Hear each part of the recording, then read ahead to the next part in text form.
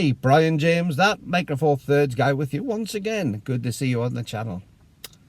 Today's discussion is quite interesting because I've just had a cup of coffee with a good friend of mine. I haven't seen him for a little while, a photographer who I rate really highly. And he produced a whole load of 10x8s. He said, have a look at these, Brian, see what you think. So I always enjoyed looking at his photographs. I always find that there's something inspirational in them. So I took the top off the box and there's a whole load of 10x8 prints or 10x7 prints. I'm not sure what, but that sort of size, you get the idea. And they were exquisite. There were some landscape shots. He's particularly good at doing landscapes. Some nature shots, some birds. And a couple inside, around a church. And I love taking photographs of village churches. I find the architecture fantastic. And he knows that I like these. But he'd taken some shots inside in low light, and they were fantastic. The colours were rich and vibrant, really, really good. Now, I asked him a little bit about what he'd done with them. And he said basically all he'd done is shot them in RAW, put them into Lightroom, adjusted the levels, done some little tweaks. He tends to do what I do on some of these things. Tends to use the cloning tool a lot to get rid of blemishes and things. If you have a socket on the wall, a main socket on the wall in a church, it can spoil the architecture, so we'll quite often just sort of clone that out for a little bit of the sandstone brick, just to make it look that little bit nicer, or take electricity feed cables away from the outside of the building, that sort of thing, or rubbish bins, whatever. But we don't tend to change the main photograph itself. It's mainly the nicety tweaks, if you like. And then just adjust the levels to make sure the levels look good in a way you would with any post-production. But there was an edge as he was showing me these. I knew there was another subplot, another sub-story coming through, and he wasn't going to tell me it at first. But he asked me what my opinion of these photographs were. And I said I thought they were fantastic, absolutely beautiful. Photographs always look so much nicer when you print them out rather than online. Yes, they've got a vibrance online because of being, illuminated, if you like. But I still love the idea of having a paper print in my hand, a proper printed photograph on good photographic paper, which really stands out, and especially if you've got something of a nice border around it as well, and especially if it's mounted properly. But these photographs just looked fantastic. So I said, come on, then what's the story? And he said, well, can you remember my first digital camera when I started shooting in digital? I said, no. He says, a Canon 350D. And I said, oh, goodness, yeah, I remember that. He said, what did you think about them? I said, they're a great little camera, mid-range sort of camera. They weren't the top flight cameras at the time, but the 350 was really, really good camera for its day. I said, I seem to remember being quite well spec'd. He said, well, you may think that, he said, but not compared to modern cameras. And I said, well, so these were shot on the 350? He said, yeah, everyone was shot on the 350. He said, using good L-series lenses. He said, but, shot in the 350D. He said, can you remember when I got that? I said, oh, goodness, no. Mid-2000s, yeah, 2004. The camera came out in 2003, and he got his example in 2004 and still has it. It had been sitting in a cupboard at the back. I don't think he'd touched it for about 6 or 7 years. Luckily, the battery still worked. Luckily, he still had a memory card which fitted it. But I don't know what size battery or memory card it is in those, but I know trying to get hold of a battery may be problematic, and usually they start to die, but this was holding its charge very nicely. And he'd taken it out and started shooting it for the last few weeks, and this was the product from it. And they were absolutely gorgeous, these things. And I said, come on, what was the spec of it? He said, well, it was released in 2003. He said it was an 8 megapixel sensor on it. Oh, my goodness, 8 megapixel. Wow, yeah, I remember that, and it was actually considered quite a big sensor in those days. He said, yeah, it was. I said, what else about it? He said, well, the ISO range was 100 to 1600. And he said, and if you remember, you wouldn't dare go anywhere near 1600. It was just impossible to use because it was just horrible. I said, yeah, I remember that.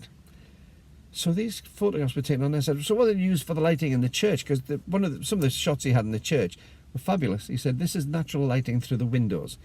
And it looked gorgeous. So I said, well, did you have a tripod and things with you? He said, no, all I did is I just braced it on some of the pews, or I braced it on units in there, he said, and I just made sure the camera was steady and effectively handheld it on with something as a bracing piece. And he said, give it a longish exposure to really build up. But he said, look what you've got here. There was no noise, no discernible noise on this. I asked him if he'd been using any of the real fancy anti-noise software, you know, the stuff that you can get to denoise some of the photographs now. And he said, no, it's just the latest version of Lightroom. And he said, and I didn't really touch the noise cancelling on it. He said I left that pretty much alone. And that really got me thinking, really did get me thinking about the quality of photographs. Now, before we go on, if you enjoy these videos, as usual, there's a subscription button below. I'd love to see more people subscribe to the channel. It is free, so come along and enjoy yourself and join this wonderful community of like-minded followers on photography. And also, don't forget to give me a thumbs up, because it does help YouTube to spread the algorithm of spread my videos to more and more people so they can see them. And also, as usual, there is a PayPal link if you'd like to leave me enough for a cup of coffee to help support the channel. You have got no idea how appreciative I am of the people who've done that already. You really do help keep this channel going. So thank you very much for that. But with his photographs, it's prompted me to dash off home and look through some of my photographs from a few years ago. And, you know, as I said, I looked at his photographs earlier on this afternoon, and I've just been in the house, had a look at some of my photographs, and I realised that some of my best shots were shot on my Canon 1D Mark III.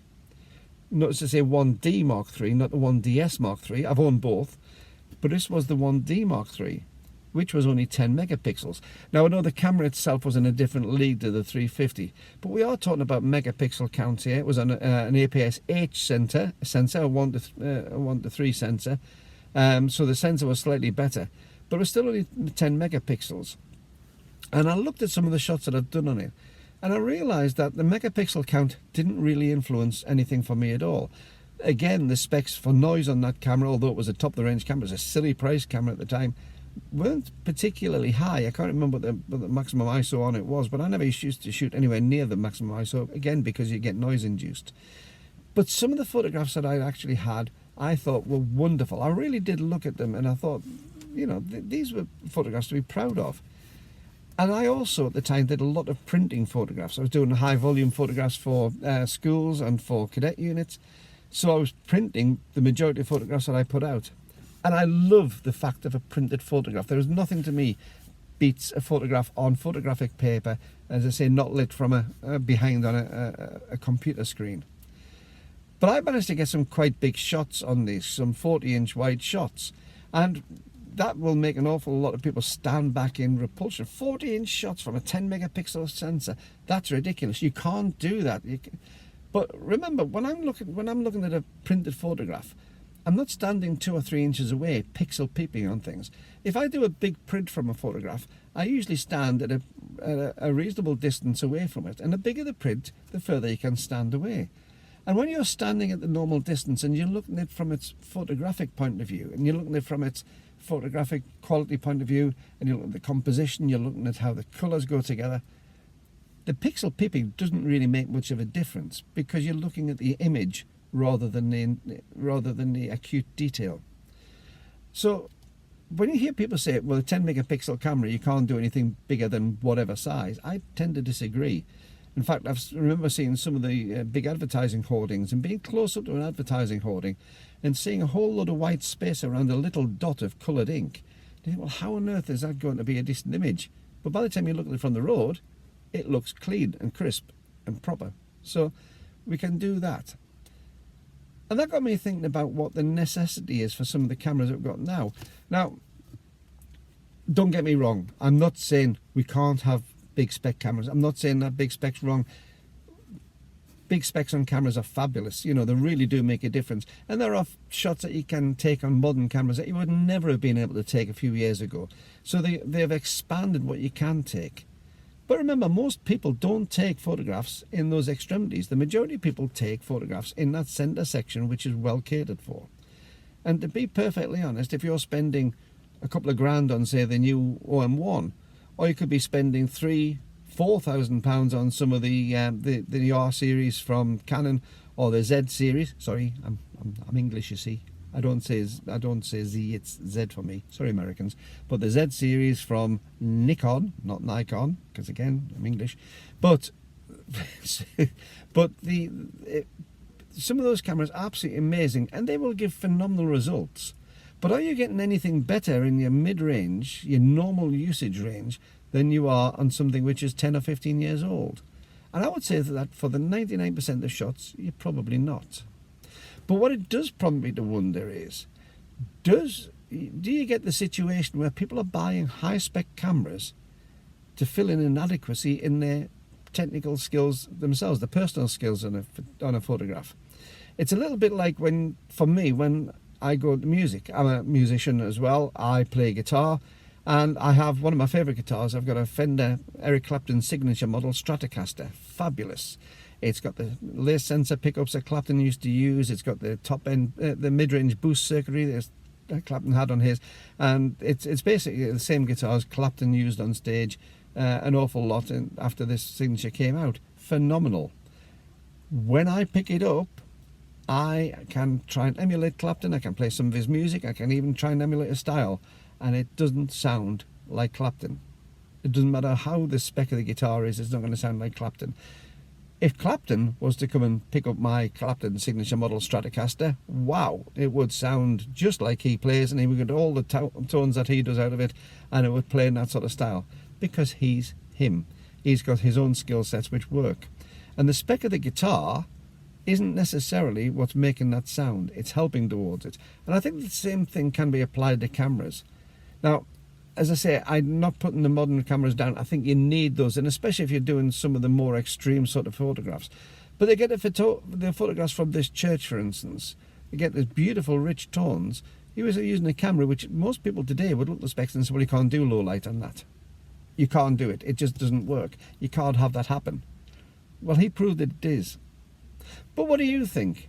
Are we at the point where we are so spec-driven that we've forgotten how to take photographs, or we don't actually develop our photography skills themselves? Or are we so reliant on those specs because we are doing things so far out from the norm that the majority of people will need those specs? I know what my thoughts are. Leave a comment below. I really would love to see them. On the subject of comments, by the way, I see a lot of comments. I really am over the moon with the comments that I get. I read almost all of them. The only ones that I don't read are the ones that I can't see. Sometimes you get replies within replies and things, and I can miss them. But almost invariably, I will give a thumbs up to a comment, whether I like it or not. There are very, very few comments that I would shun. And if they do, I don't tend to have a go at people. I just tend to let them flow out the way. There are usually very few of those comments. So most comments are so constructive, you wouldn't believe it, and I'm really appreciative that. I don't agree with all of them. I do agree with some of them, but the ones that I disagree with, I don't tend to have a go because you know, your opinion, and I can actually learn from some of those. Something I've believed for a long time, I may have my opinion slightly changed by the comment that you leave. But the big reason for the comments for me is so that you can look at someone else's comment and hopefully learn some from that, because some of the people who are leaving comments are far cleverer and far more qualified to leave comment than I am. I'm just the one who puts it on the video. So please leave the comments, please read other people's comments, and if you can, give them a thumbs up if you like it, or an acknowledgement. But until the next time, I'm going to leave you now. This Brian James, that Micro Four Thirds guy, saying whatever camera you take out, whatever lens you take out on it, whatever your skill set, go out and enjoy your photography. Keep taking photographs, and I shall see you next time. Bye-bye.